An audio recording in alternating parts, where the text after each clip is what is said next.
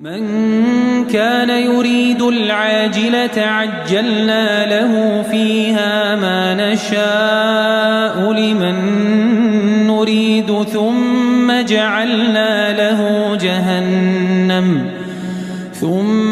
جعلنا له جهنم يصلاها مذموما مدحورا ومن أراد الآخرة وسعى لها سعيها وهو مؤمن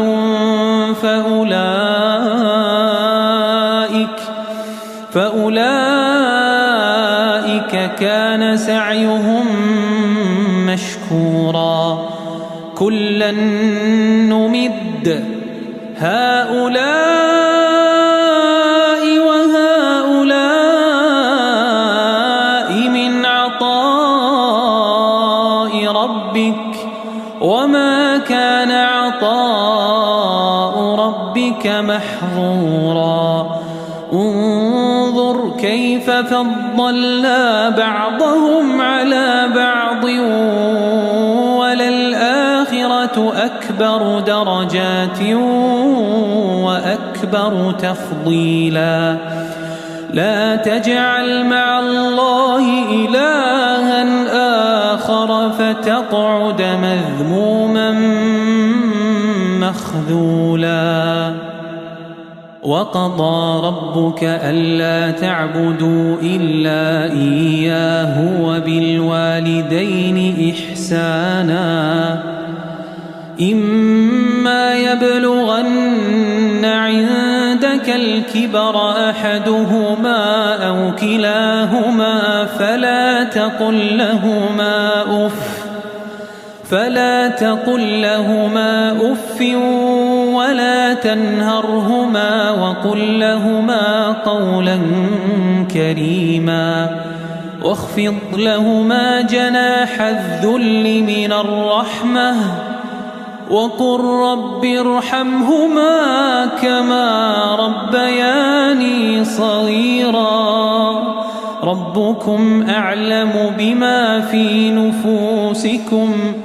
إن تكونوا صالحين فإنه كان للأوابين غفورا وآت ذا القربى حقه والمسكين وابن السبيل ولا تبذر تبذيرا إن المبذرين كانوا إخوان الشياطين وكان الشيطان لربه كفورا وإما تعرضن عنهم ابتغاء رحمة من ربك ترجوها فقل لهم قولا ميسورا ولا تجعل يدك مغلولة إلى عنقك ولا تبسطها كل البسط فتقعد ملوما محسورا إن ربك يبسط الرزق لمن يشاء ويقدر إنه كان بعباده خبيرا بصيرا ولا تقتلوا أولادكم خشية إملاق نحن نرزقهم وإياكم إن قتلهم كان خطأ كبيرا ولا تقربوا الزنا إنه كان فاحشة وساء سبيلا ولا تقتلوا النفس التي حرم الله إلا بالحق ومن قتل مظلوما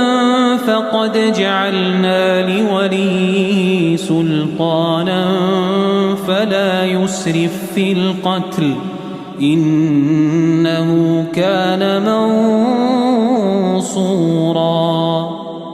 ولا تقربوا مال اليتيم إلا بالتي هي أحسن حتى يبلغ أشده وأوفوا بالعهد إن العهد كان مسؤولا وأوفوا الكيل إذا كلتم وزنوا بالقسطاس المستقيم ذلك خير وأحسن تأويلا ولا تقف ما ليس لك به علم إن السمع والبصر والفؤاد كل أولئك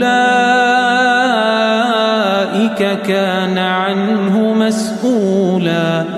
ولا تمش في الأرض مرحا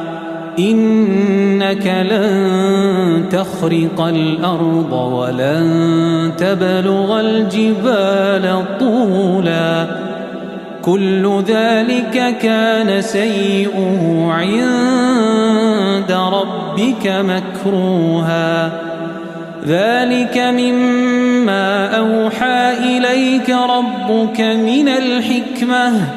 ولا تجعل مع الله إلها آخر فتلقى في جهنم ملوما مدحورا.